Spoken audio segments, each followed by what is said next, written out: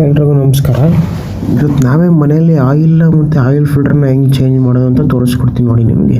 First centre stand ಹಾಕ್ಕೊಳ್ಳಿ, ಆಮೇಲೆ ಮೇಲೆ ಕೆಳಗೆಲ್ಲ ಎಲ್ಲೆಲ್ಲಿ ಡಸ್ಟ್ ಇದೆಯೋ ಅಲ್ಲಿ ಕ್ಲೀನಾಗಿ ಒರೆಸ್ಕೊಳ್ಳಿ. ಒರೆಸ್ಕೊಂಡಾದಮೇಲೆ ಒಂದು ಬಟ್ಟೆ ತೊಗೊಳ್ಳಿ, ಒಂದು ಕಟಿಂಗ್ ಪ್ಲೇಯರ್ ತೊಗೊಳ್ಳಿ. ಹಂಗೆ ಓಪನ್ ಮಾಡಿದ್ರೆ ಮಾರ್ಕ್ ಬಿದ್ದುಬಿಡುತ್ತೆ. ಅದಕ್ಕಾಗಿ ಬಟ್ಟೆ ಇಟ್ಕೊಂಡು ಕಟಿಂಗ್ ಪ್ಲೇಯರಲ್ಲಿ ನಿಧಾನ ಕ್ಲೋಸ್ ಮಾಡಿ, ಇಲ್ಲ ಕಟ್ಟಾಗಿಬಿಡುತ್ತೆ. ಆಯಿಲ್ ಕ್ಯಾಪ್ ಓಪನ್ ಮಾಡಿದ್ಮೇಲೆ ಕೆಳಗೆ ಆಯಿಲ್ ಡ್ರೈನ್ ಬೋಲ್ಟ್ ಇರುತ್ತೆ, ಅದನ್ನು ಸ್ಪ್ಯಾನರ್ ತಗೊಂಡು ಲೂಸ್ ಮಾಡ್ಕೊಳ್ಳಿ. ಕೆಳಗೊಂದು ಡಬ್ಬ ಇಟ್ಕೊಳ್ಳಿ ಆಯಿಲ್ ತೆಗಿಯೋಕ್ಕೆ. ಈಗ ನೀವೇ ನೋಡ್ಬೋದು ರನ್ ಆಗಿ ಎಷ್ಟು ಬ್ಲ್ಯಾಕ್ ಆಗಿದೆ ಆಯಿಲು ಅಂತ. ಅದೆರಡು ಆದಮೇಲೆ ಪಕ್ಕದಲ್ಲೇ ಆಯಿಲ್ ಫಿಲ್ಟ್ರ್ ಇರುತ್ತೆ, ಅದನ್ನು ಸ್ಪ್ಯಾನರ್ ತಗೊಂಡು 3 ನೆಟ್ನ ಬಿಚ್ಕೊಳ್ಳಿ.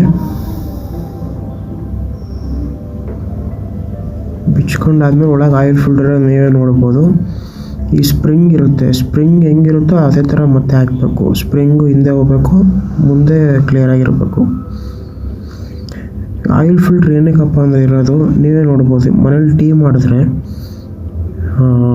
ಕಸ ಎಲ್ಲ ಫಿಲ್ಟ್ರಲ್ಲಿ ಹೋಗ್ಬಿಡುತ್ತೆ, ಚೆನ್ನಾಗಿರೋ ಕಾಫಿ ಟೀ ಮಾತ್ರ ಕೆಳಗೆ ಬರುತ್ತೆ. ಅದೇ ಥರನೇ ಇದನ್ನು ಫಂಕ್ಷನ್ ಆಗೋದು.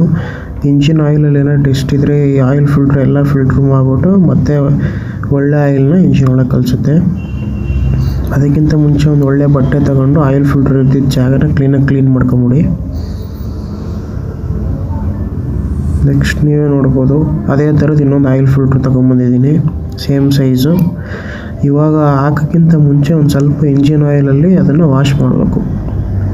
ವಾಶ್ ಅಂದರೆ ಸುಮ್ಮನೆ ಸ್ವಲ್ಪ ಹಾಕಿದ್ರೆ ಸಾಕು. ಸ್ಪ್ರಿಂಗ್ ಹೆಂಗಿತ್ತು ಅದೇ ಥರ ಹಾಕ್ಬಿಟ್ಟು ಅಸೆಂಬ್ಲಿ ಮಾಡಿಬಿಟ್ಟು 3 ಬೋಲ್ಟ್ ಹಾಕ್ಬಿಡಿ ಅಷ್ಟೇ.